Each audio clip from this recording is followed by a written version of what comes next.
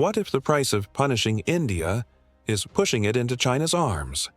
Trump's tariffs were meant to squeeze New Delhi for buying Russian oil, but could they end up blowing up the US-India relationship? This isn't just a trade story. It's a global realignment, and the clock is ticking.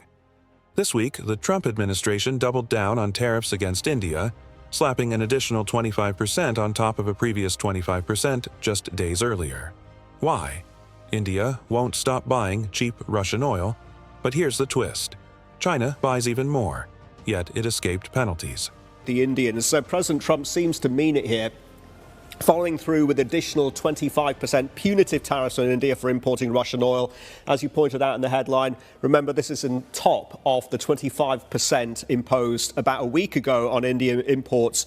Curiously, let's bring in China again. The executive order didn't impose any extra tariffs on China. India's response? Defiance. The foreign ministry shot back, saying energy security and national interest would guide their decisions. Meanwhile, analysts say the trade deal was on the brink until Trump and Modi stopped talking. Literally. Reports that part of the reason they were close, right? So close that India felt confident enough to tell their media, look, guys, it's going to be 15%, we'll be okay. Right. And one of the reasons given for the whole deal unraveling at the last second was there was no direct contact between Trump and Modi. Now, former diplomats are begging both leaders to get on the phone before it's too late. But as India braces for impact, there's something else simmering.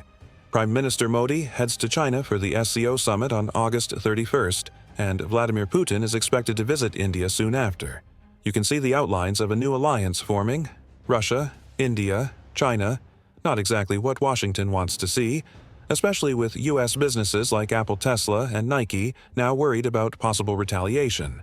But the problem, Martin, is on-the-ground negotiations are going to be that much more complicated in India because there is no US ambassador in New Delhi. They do have a chargé d'affaires, Jorgen Andrews, so he will be called upon to represent the US interests on the ground.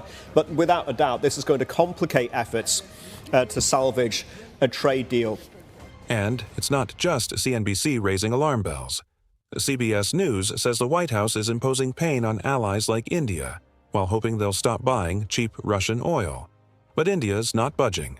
The White House is hoping that India pulls back their purchasing of Russian oil. But Nancy, they have said we have a population of 1.4 billion people. We need energy. This is cheap energy. And that is part of the reason why they have continued to buy this energy throughout the war in Ukraine. So they're walking a very delicate tightrope. So why is Trump doing this now? Political analysts point to a simple answer. Trump needs a win. He needs a big win. Arguably, time is running out. His opinion ratings are falling in the polls.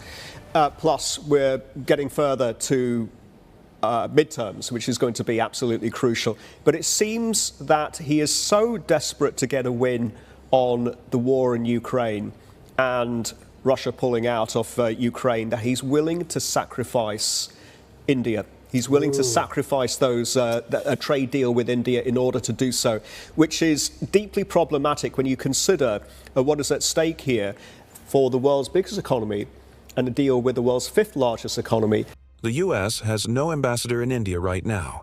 Diplomats are scrambling. But without high-level trust, the world's two largest democracies may drift apart.